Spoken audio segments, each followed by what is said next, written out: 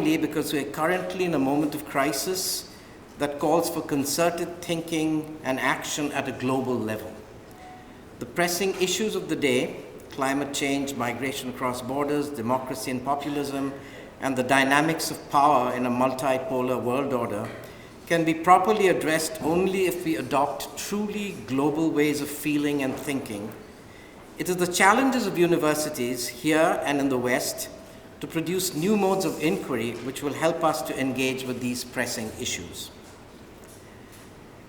It's the mission of the Division of Global Engagement at the University of Oregon to make it a more global university by supporting events like this.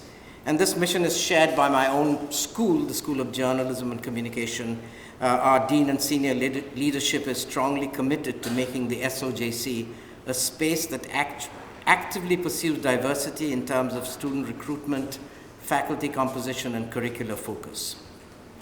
We're very, very grateful to have this opportunity to hold a joint conference with our colleagues at Jindal Global University. The theme of the conference is especially pertinent in view of the recent developments in India and in the United States. We hope that this is the beginning of a long relationship between our two institutions, and I just want to end by thanking all the people who've helped us. First, I want to thank the Office of the Vice Chancellor and Registrar of JGU for the great support they provided the conference. Thanks to Tom there, Dean of the School of Journalism and Communication, for responding so positively to the idea for a joint conference and for his constant encouragement during the planning process. A very special mention to my co-organizer, Dr. Shuruchi Mazumdar, who has spent every day of the last few months planning this event and attending to the zillion contingencies that come up when organizing a conference like this. Thanks for everything, Shuruchi. Where is she? On my home front, I need to mention Dennis Galvan, Vice Provost of Global Engagement, for being a champion for the India Engagement Initiative, and Mark Blaine, Interim Director of the Media Center for Science and Technology, for granting funds for the conference, as well as the entire staff of Global Engagement for the incredible help they gave us every step of the way.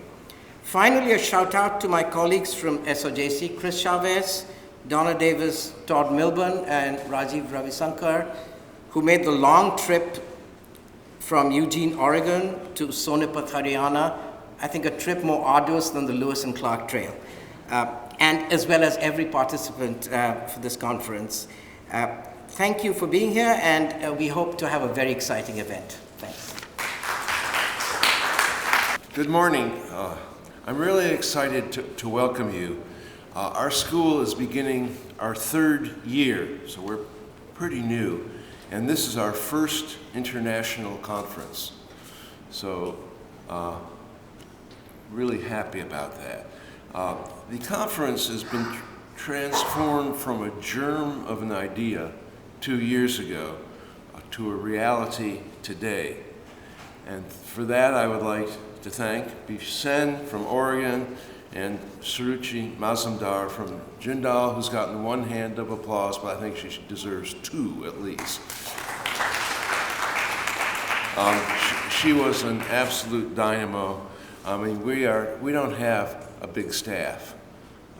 We don't have a big faculty yet, big staff, so doing this is quite remarkable. And this conference could not have happened without Suruchi. I'd also like to single out for praise Ashima Wadwa of my staff, who has been invaluable.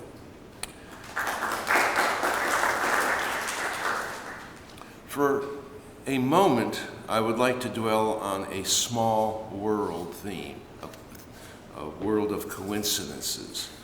It turns out that our speaker, Arvind Rajagopal, who I'm going to introduce formally in a second, has something of a fan club amongst academics on this campus. I didn't know that until we put out the poster. And some of his fans are able to be here this morning. Others will show up during the course of the conference. It also turns out that in that notable year of 1984, I started teaching at Berkeley, and Arvind started a graduate school in sociology at Berkeley at the same time. We never met until last night, of course. One of his advisors at Berkeley was Todd Gitlin, a close friend of mine and former colleague who now teaches at the Columbia Journalism School. Arvind is a professor of media studies at NYU and an affiliate faculty member in sociology, as well as social and cultural analysis at NYU, where incidentally I had my first teaching job. And maybe at some point, not now, he will explain the differences between media studies, social and cultural analysis. And some of the things, I mean, there are lots of different similar sounding disciplines at NYU. Arvind has published 4 books, including the prize-winning Politics After Television, Hindu Nationalism, and the Reshaping of the Public in India. He has been awarded fellowships at Helsinki, Princeton, Stanford, and the Woodrow Wilson Center in Washington, D.C., amongst other places. His latest book is under contract with Duke University Press on a history of media theory. It is a real treat for me to introduce him. Please.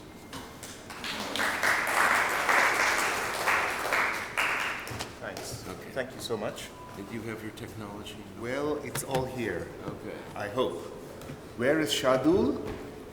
Come to this side of the room, feel free, because right now the architecture is not conducive to optimal commute. So I'll just wait till people have come in and taken their seats, which has grown alongside, but in a way that maybe you would not expect. There's something curious about the relationship between the growth of media and the growth of media theory.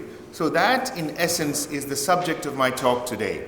But I'll begin with a few cartoons from the internet on social media. Yeah? So here we have an astronaut from the future. Presumably he's taken a time machine to go into the 60s, and he's sitting around, he's got people sitting around a table saying, so you're saying people will tweet what they're eating for breakfast and upload pictures of their breakfast to a Facebook, and other people will look at the breakfast and make comments. No offense, future man, but is everyone in your time retarded? So these are the questions that are being posed to the astronaut, and the astronaut replies, sorry to burst your bubble, dudes, but yes, that's the future. Okay, so here's another, you've got a mother with a newborn baby, but her first priority is social media, and that comes before her newborn.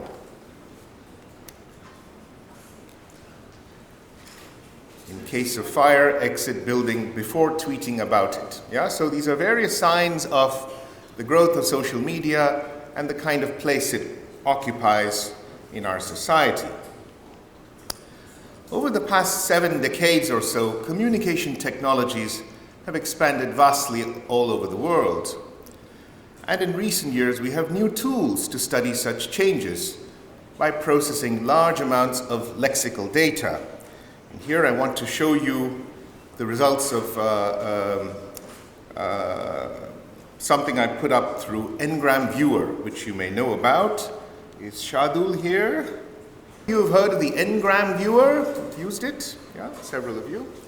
So it looks through hundreds of thousands of books to count the frequency of different words. And I've entered a few words here. Yeah, and it's basically from 1800 to 2000, but it could be a shorter period. The variation really begins to be significant around 1880. Different words, you can see information, data, history, knowledge, and beneath those, technology, communication, media. So this is the frequency of different words across lots and lots of books.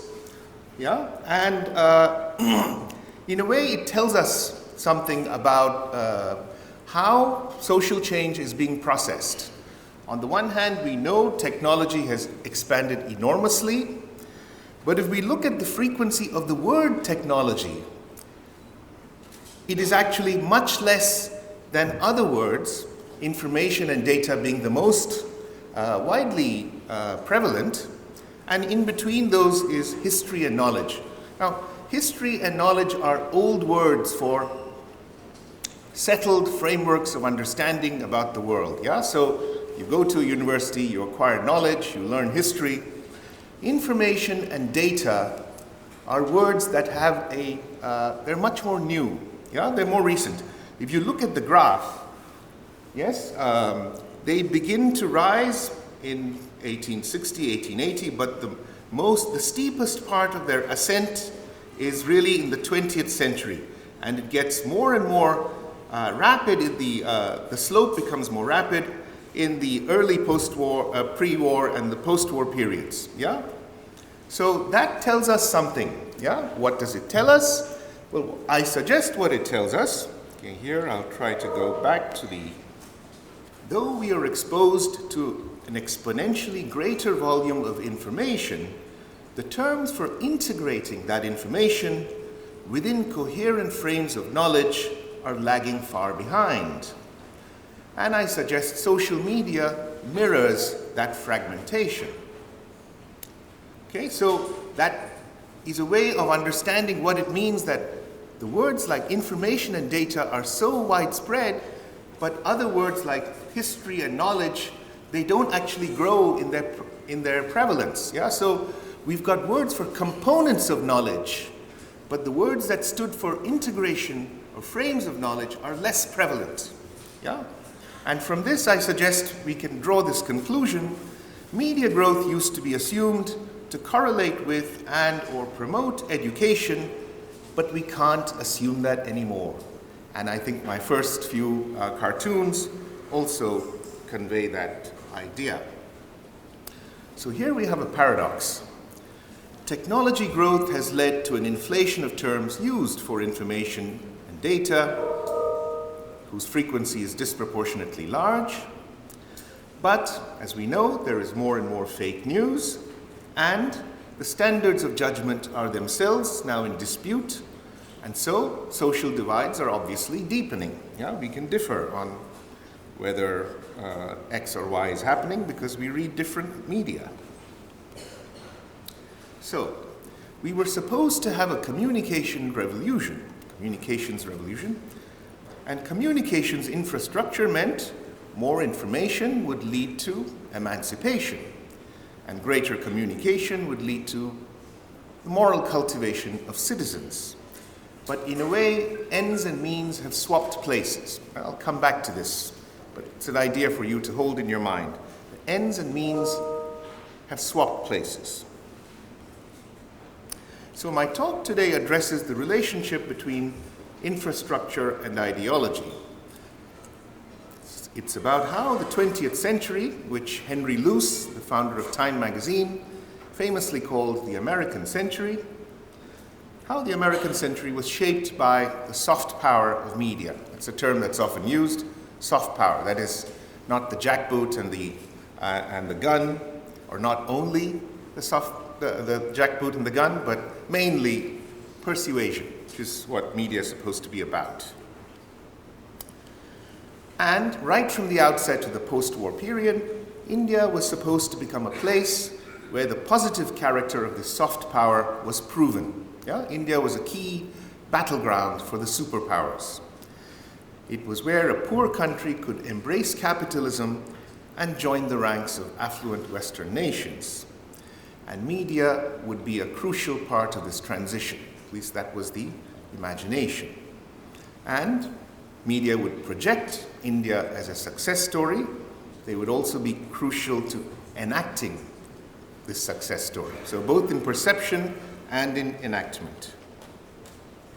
Of course, India's communication revolution could not be like America's, very different country, but the idea of using India as an example for the rest of the world and staging communication growth in India for this purpose nevertheless sought to replicate an American model in India. I'll try to argue. Yeah? And here I have a quote from someone who I know is one of the teachers of Vishwarup Sen, who introduced this conference. What tradition is to the rest of the world, communication is to Americans. The process and the resource through which we constitute ourselves and the little worlds we inhabit. Okay, so this is actually quite a remarkable statement. It is saying that other countries, other societies might have culture based on whatever, religion, language, history, tradition. American culture is in communication itself. Its tradition is in communication itself. That's an extraordinary kind of thought. Okay? But there's more behind it, as I'll try to show. But first, where and when did the idea of a communication revolution originate? Where did it come from? We're all used to the term, right? We all believe we're living in one. Where did it come from? Normally I would pause and we would have dialogue, but the constraints of time, I'm just going to roll on, so please don't be offended. It was coined by an American historian in the interwar period as an explanation of the American path of development. Unlike in the old world, that is Europe, where railways and canals had come after industrial growth, the opposite happened in the USA. First the canals, first the railroads, and only afterwards did industries get established. Yeah? And fundamentally, communication infrastructure was built in order to integrate the new nation, which, as you know, was geographically dispersed, and it also, therefore, was a way of political integration of the new nation. Yeah? Thus, the US had a communication revolution before industrialization, and this is in contrast to Europe, where it was the other way around. Yeah? First industrialization. So the question is, would this model have the same results everywhere? Now, post-war media growth was vigorously promoted by the United States and by international organizations as indispensable to modernization. Yeah? So this idea took hold in the post-war period. You must have media. Yeah? The more the media, the better. The concentrated presence of media in the United States was treated as normal, and the lack of media elsewhere as abnormal. New concepts emerged of media norms that developing countries had to aspire to. So how many newspapers do you have per head of population? How many cinemas do you have? How many radio sets, etc.? Yeah? Media norms. So this was an idea that came up in the post-war period.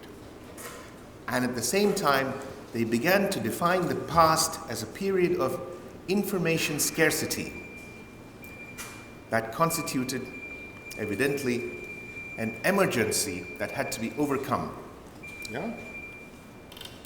In one 1948 report, the entire global South was declared to have a crisis of information scarcity and became demarcated as a zone needing what they called fundamental education. This is from the UNESCO Courier. It's a weekly publication of UNESCO, and it shows you this on the left, the fundamental education battle, and basically shows you a kind of thermometer where the entire global South is portrayed as an emergency region. Yeah? The four emergency regions of the fundamental education: South America, Africa, India, and China. Yeah? So emergency regions of fundamental education. So all the poor regions of the world in the post-war period suddenly required fundamental education. Now, poverty was a problem of education and communication in this view, and not an economic or a political issue. This was what we can call a Cold War perspective. It's a perspective shaped by a certain understanding, yeah, from being in that Cold War situation. Yeah? aimed above all at deterring a communist revolution, while defining this deterrence in social and humanistic terms and not as a political intervention. Okay? So we need to reflect here on the use of the terms. And here I refer to Reinhard Koselleck, intellectual historian, who said that concepts emerge as weapons against other concepts. So if you want to understand a concept, try to place it in the circumstances where it was first developed as a weapon, because they always come out as weapons first. Yeah? Tradition versus modernity, democracy versus tyranny, capitalism versus communism. These are what we can call symmetrical counter-concepts. They coexist on the same conceptual and historical plane. But sometimes concepts can be asymmetrical to their counter-concepts. Communication versus communism. Yeah? A means versus an end. A communication revolution could deter the need for a communist revolution, but it doesn't exist on the same plane. It's not a political response. It appears to be something quite above it, quite beyond ideology, beyond political difference. In fact, communism and communication share the same word root. So to use communication against communism was to draw on the same meanings and frame them in a different direction, as means rather than end, or as means that could be projected as an end in itself. Communication as an end in itself. Here are some word roots: to commune, to converse, to impart sentiments mutually, communicable, that which may become the common possession of more than one, communicare, to make common, to share. Yeah? In fact, you can say many of these word roots have more in common with communism than with communication as we understand it today. Because today, as we understand communication, it is a technical process largely of transmission. Yeah, maybe transmission and reception both, but the question of technology looms large in communication.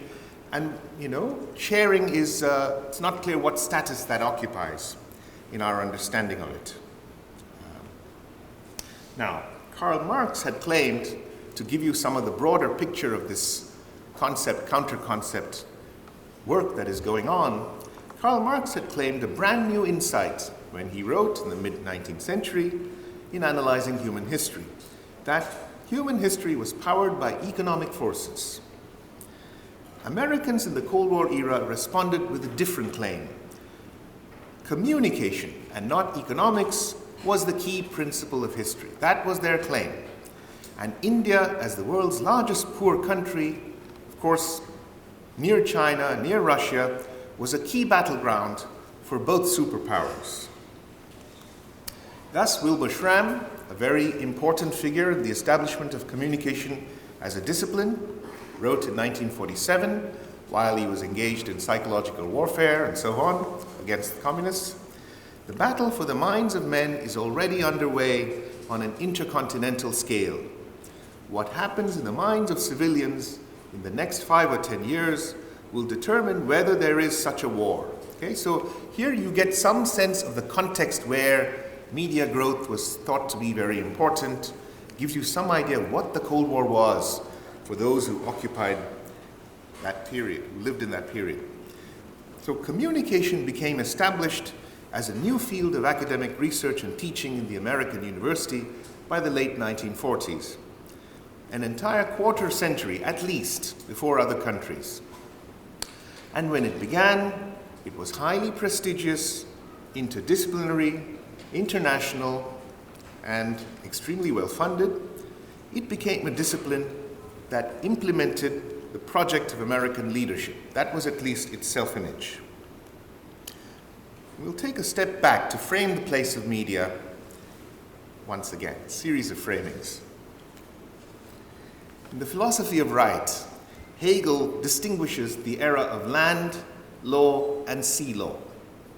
Land law reflects the historical epoch of settled agriculture, of family life based on terra firma, of the divine right of kingship. Yeah? So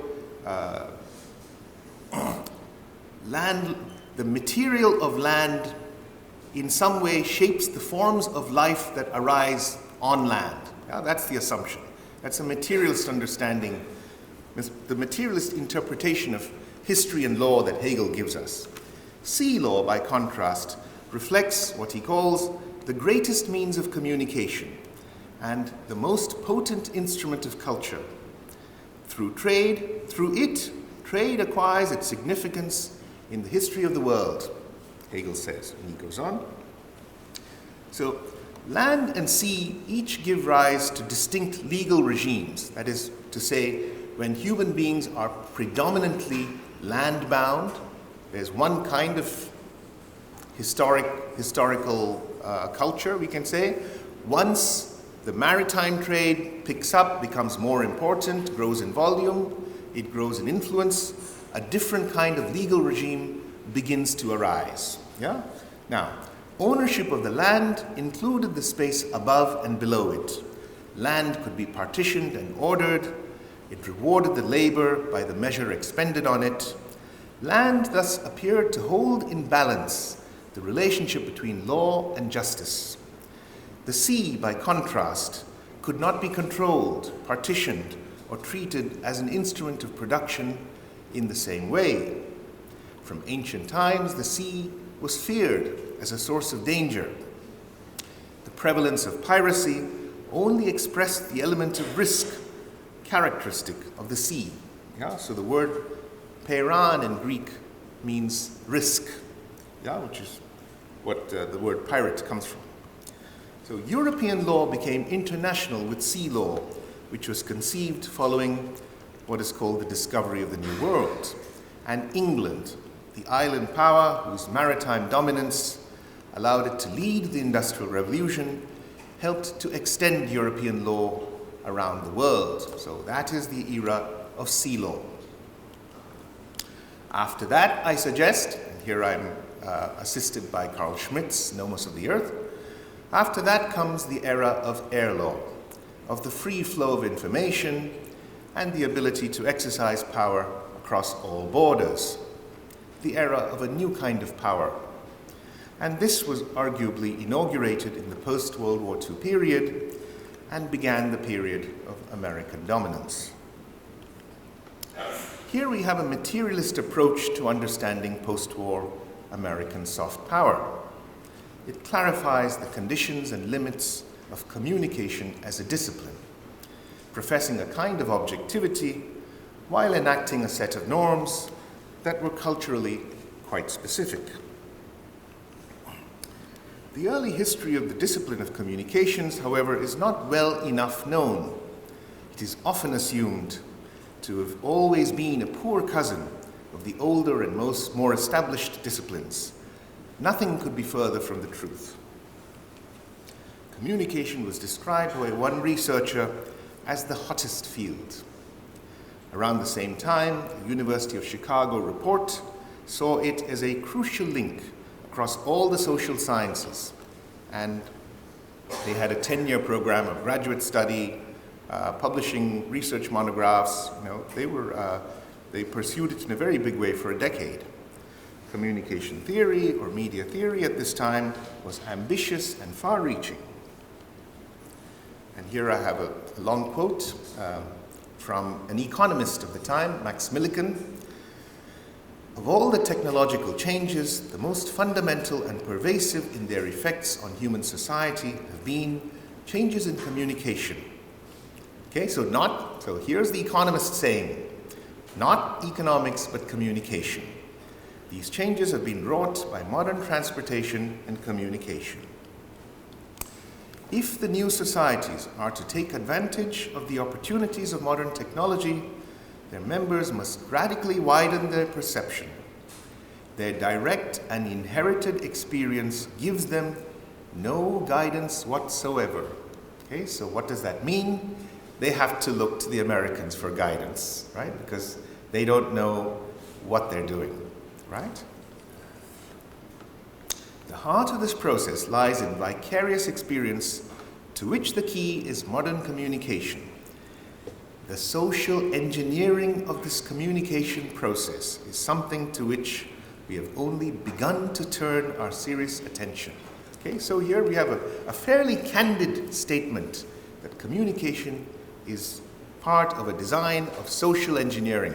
This is not a statement that will be made to American audiences for American purposes. It was largely about international development. It was, right, wisdom to be exported, not to be consumed at home. Here's Max Millikan, economist, director of the Center for International Studies at MIT. He was a colleague and co-author with Walt Rostow, whose work you might be better acquainted with, The Stages of Economic Growth. He was also the son of the Nobel Prize-winning physicist Robert Millikan, who determined the electromagnetic charge. But the most influential figure in the emerging field of communication was Wilbur Schramm. Yeah, it's a name you might have encountered in your studies. I've already quoted him. He was an inconspicuous figure in many ways. He sought to make himself inconspicuous, also very interesting, but he was a tireless institution builder. There he is. And here's a quote: "All the elements of society related to communication tend to develop together. High per capita income, high literacy, high urbanization tend to occur in the same places. Our societies really behave as systems." Okay? So what he's saying is, if you import a broadcasting apparatus, if you import a television and radio broadcasting and receiving system, you will become like America, because that's where it came from. Because our society is a system where everything is interconnected and interrelated. If you grow your communications, you will grow everything else and become like us. That was actually the promise. And Schramm took a great deal of interest in India. He authored the Ford Foundation report that led to the establishment of the Indian Institute of Mass Communication in the mid-1960s.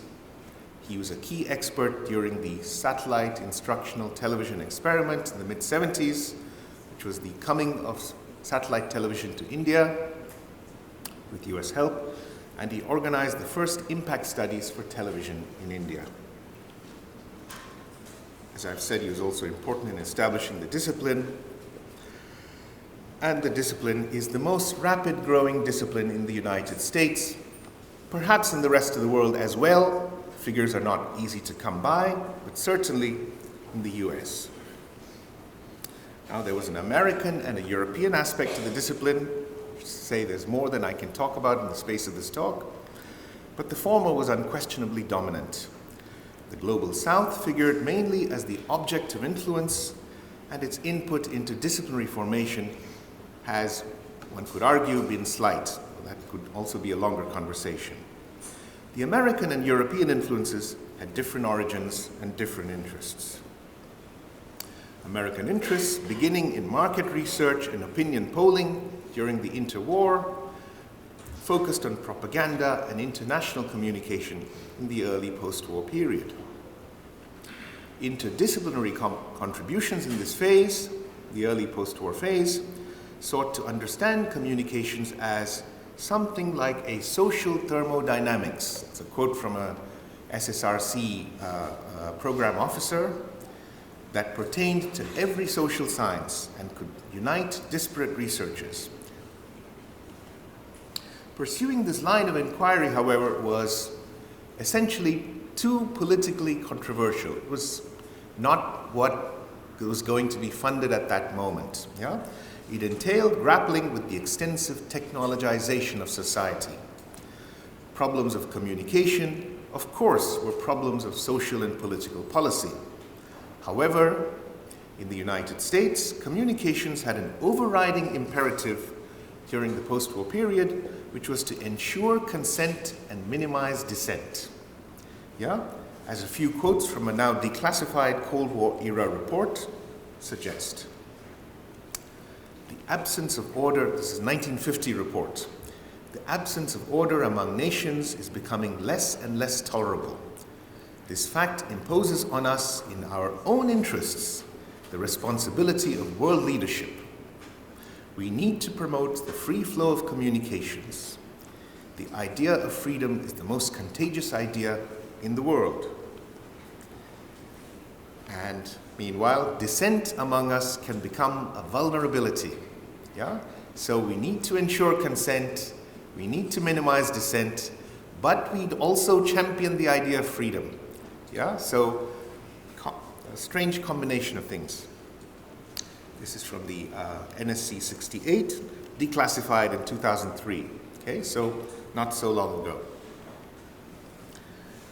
As a result of this kind of emphasis, there was a sharp turn in the discipline as it took shape, away from questions of technology and its effects, focusing instead on its uses and on meanings, and above all, emphasizing that communication was about people and what they call personal influence. Yeah, it's the title of a famous book which made this point about communication. So communication as a discipline sought to reassure anxieties about growing media power, and hence its success as a discipline is of a very specific kind. Its growth enabled and accompanied and enabled the growth of media industries, but the bulk of the discipline avoided posing fundamental questions about the media as potentially usurping political power. It was just not a place they wanted to go, and funding and so forth, hiring patterns ensured that this kind of emphasis was maintained. Instead, communication as a discipline sought to blunt rather than sharpen tools of analysis. There's no discipline which, as it grows and becomes mature, actually limits its powers of analysis. But communication, one can argue, with abundant evidence, did precisely that. Yeah? For example, communication could be human or technological or both. It didn't seem to matter. We just needed more of it. But there were different messages, as I've mentioned, for the West and for the rest. In the West, media were believed to preserve the already modern democratic character of societies. And for the rest, media were tools of power, and they were sold as such. Here's another quote from our indispensable Wilbur Schramm. Communication is a kind of temperature-controlling agent. It can raise the social temperature, for example, by raising aspirations when the developing economy is not ready to satisfy them. It can reduce temperature by speeding up development, permitting change, and above all, by making the people, as well as the leaders, heard. This was a selling point for developing nations, justified as accelerating national development, to be able to control the temperature of their societies through technology. Now, Soviet aid was directed at industrial infrastructure, mainly at the public sector, power, steel, etc. By contrast, American aid promoted market forces and went to the private sector. Interestingly, the exception was communications. So when the United States had to aid communications in the public sector, they were prepared to do so. It was the only realm of the public sector that they were prepared to give aid to. Why? Because, US experts predicted, communication growth would eventually stimulate market growth. They recommended that governments could fund the expansion of communications by advertising revenue. And researchers generated studies to show that advertising could only change minor preferences. For example, what toothbrush to buy. It could not change a political regime. Yeah? And this example, which was it was published in a late 1950s research study, was repeated to me, the very same example of what toothbrush to buy by the Secretary of the Information and Broadcasting Ministry in Delhi when I spoke to him in the late 1980s, saying, advertising can't change anything. Maybe it can influence what toothbrush you buy. And the example stuck in my mind. And Years later, I saw that he was quoting an American study. India attracted enormous interest in the West, I've already mentioned, in the early post-war years, as a potential alternative to the communist model of development. Here's two quotes from Daniel Moynihan. He was, of course, as you know, ambassador to India under Nixon. India in the 1950s and early 1960s, ex-colonial, non-white, developmental, socialist, democratic, epitomized the liberal enthusiasm of that time. Merely to have been there was to be accorded a certain status on an American university campus. India was going to be like America. America, in turn, was going to be like India.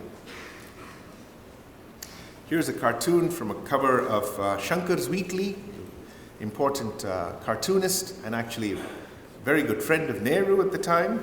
So Nehru was on his foreign tour, and the caption is, "What a country." Yeah? So all the Western leaders are kind of swooning over Nehru, who's kind of feminized in this portrait. Yeah? He's the sexy country that all the West wants to capture. And here's some excerpts from an interview that I did with an American official who was stationed in New Delhi in 1950, from 1950 for about 5 years. And when he arrived in India, actually before he arrived in, the speech that was made to him in order to recruit him, they said India was a very important country. And I said, why? Because India is a democracy. The United States and the Soviet Union are locked horns to persuade the people of India to choose their particular side. So there's a battle going on, and India is the key state. We said India is a pyramid. The top 2% run the place. We call them the opinion molders. It's a coinage of Edward Bernays. We want to go after, persuade the opinion molders in India to join our side rather than the Soviet side. Yeah? And this is the person I spoke to, Jack Mazey, standing with Nehru, taking him around the Industries Fair in 1955, where the United States had a pavilion. And the most popular exhibit in that pavilion was a television set. And in the report that Jack Mazey wrote after the exhibition, he said, look, you can have all these other exhibits, doesn't matter. Television is what we need to be pushing. That is where we can actually communicate our message efficiently and, bypass all the hoopla of an exhibition fair. Here he is with Khrushchev and Kosygin around the same time in the Delhi Fair. Okay. And television in India was introduced as part of the US, the International Communication Program in India via satellites. Yeah, this site that I mentioned, Satellite Instructional Television Experiment.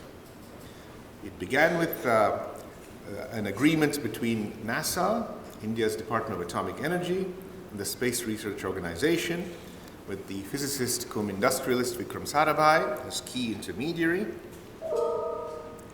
And this is a quote from the agreement as it was announced in the US Congress, 1969, when the agreement was signed.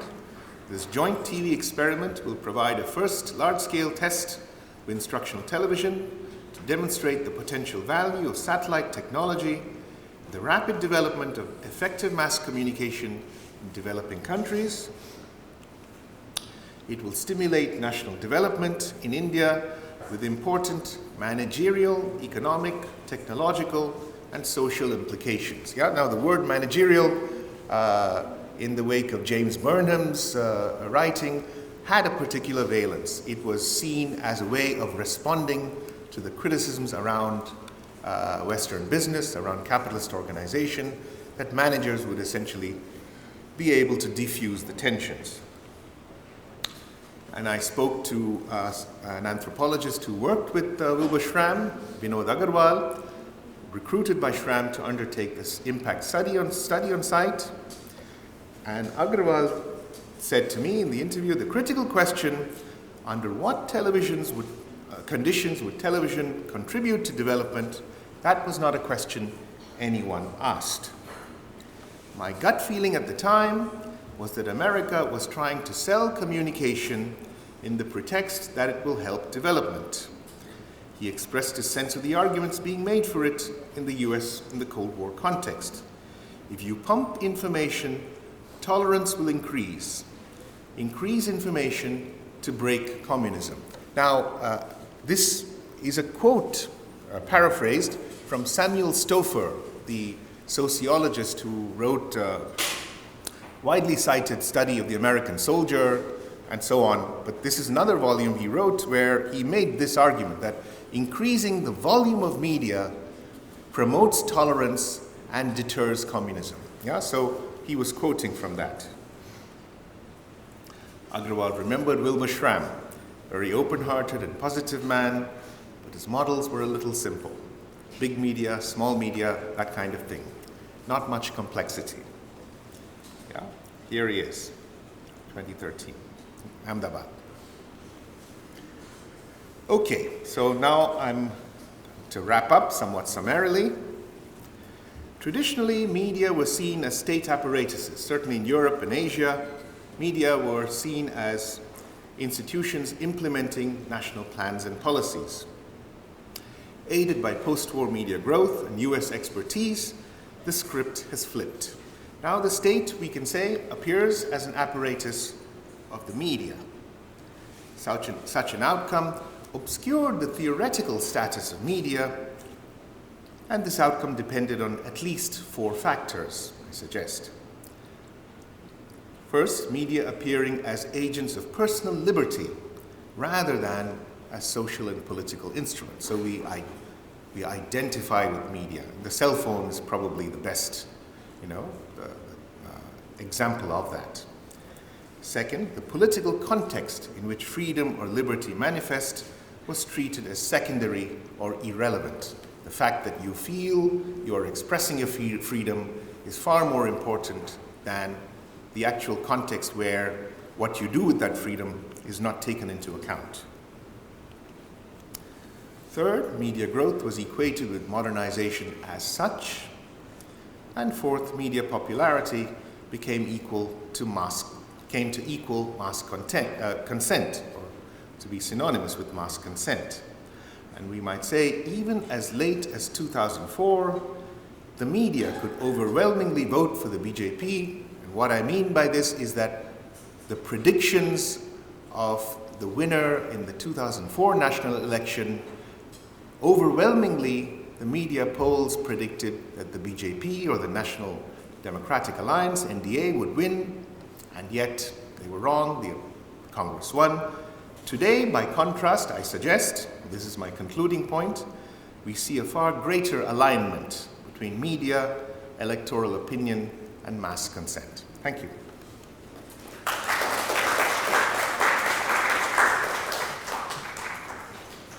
Radio transmitters on Chinese-Indian border, and the Indian Parliament rejected that proposal and input. What do you think has been the success rate, as it were, of these interventions? Has the media in India, even during the period it looked at, purely a recent, purely one-way flow, or did we enable some alternatives to that? Sure. The Indian political leadership was subservient to the United States. That was emphatically not the case, which is why this story is actually all the more interesting.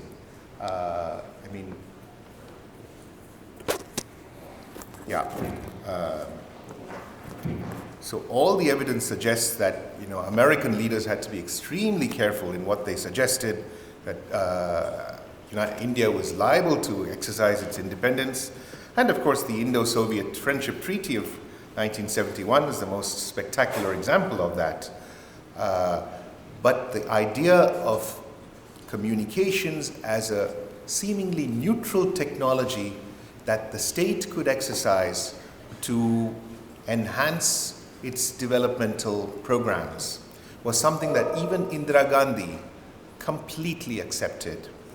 So the first public address she made when she became the Minister of Information and Broadcasting in 1964, she announced, and this was front page news in the Times, that we must use the radio and the instruments of broadcasting to create an intimate relationship between the leadership and the people. Yeah, and that was really a running theme in her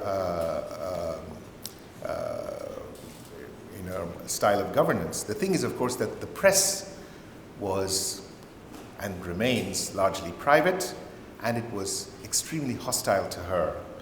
What she did then was to create a parallel media, right? So what Narendra Modi is doing with his parallel media is not new. We have that precedent. That precedent was, the party machinery. It was the party machinery, it was grassroots outreach, it was, making speeches in villages and so forth, and ignoring the press. So the press would predict that Indira Gandhi would lose the national elections and she would win. And she would win and then say, this has proven that the press don't know what they're talking about. They are out of touch, right? So it was that confidence that allowed her to proclaim the national emergency, I suggest, 1975. The sense that she had a connect with the people, yeah? So that relationship between the leadership, media, and the public at large is, I think, that's profoundly transformed today. Where state and public follow a logic, a media logic, or do you see a better use of media by political, ideological forces? I mean, I don't think the two options you provided exclude each other, but having studied the 1990s period in terms of the relationship between media and politics, and I had the chance to speak to L.K. Advani, who was, led the Rath Yatra. He was, the Ram Janmabhoomi Andolan was something that he was one of the leaders of, and media were important there. And I asked him, I said, what is your communications? Do you have an overall communication strategy? And interestingly, I could ask that question and it could be perceived as a completely innocent, neutral question.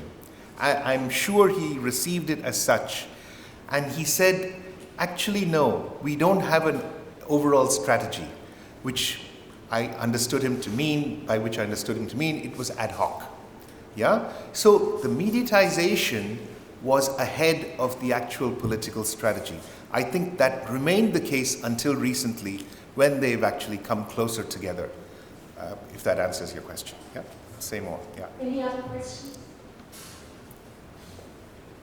I just want to push you a bit more on the relationship between state and development, and in fact you're talking about communications as an international development strategy.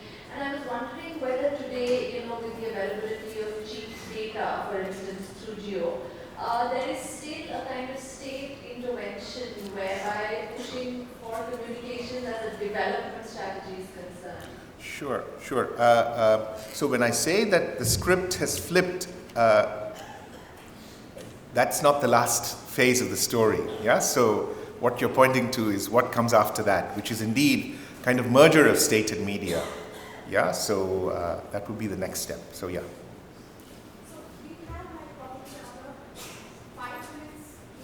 Unfortunately, there are quite a few hands, so I'll quickly stick to two more questions.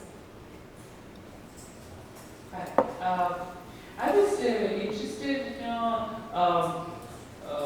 in how you've actually located the discipline of communication studies as part of the post-war American academic sort of discipline, post-war Cold War academic.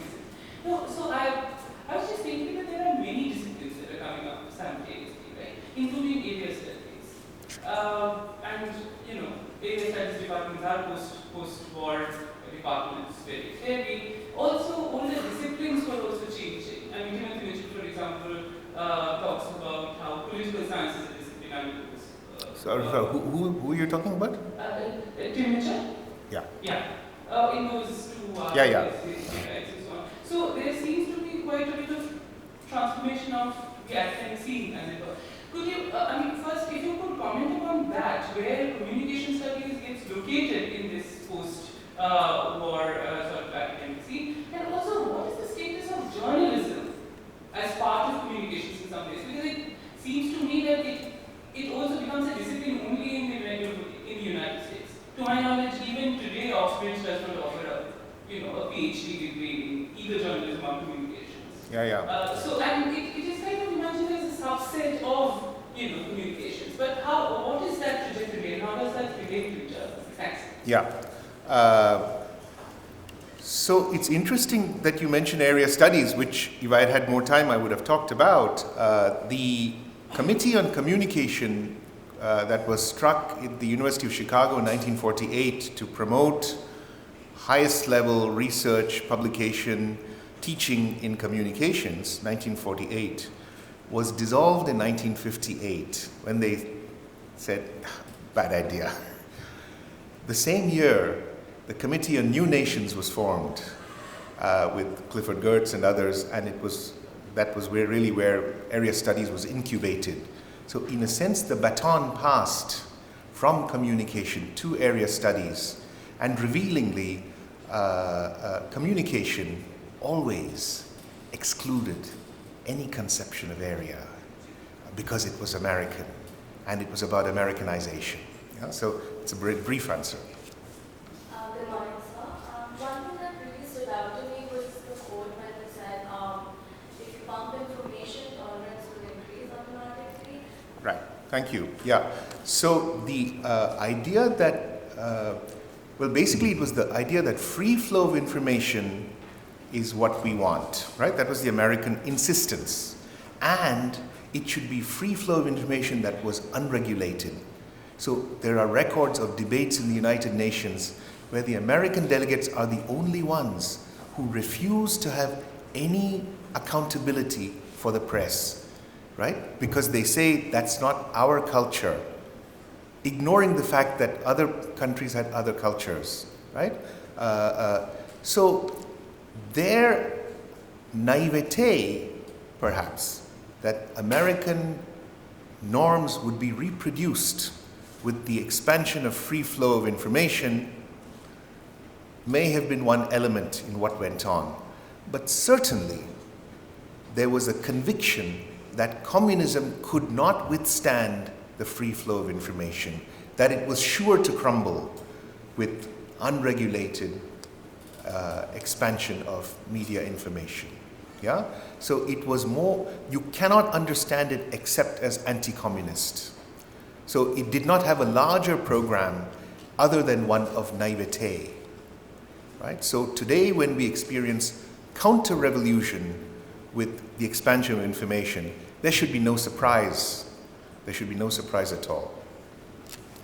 So I think we are quite a few hands, but we have to end this session. We are running late. So thank you very much, Arvind, for such a fascinating lecture and for raising some of these questions that we're constantly grappling with in the course of our teaching and research.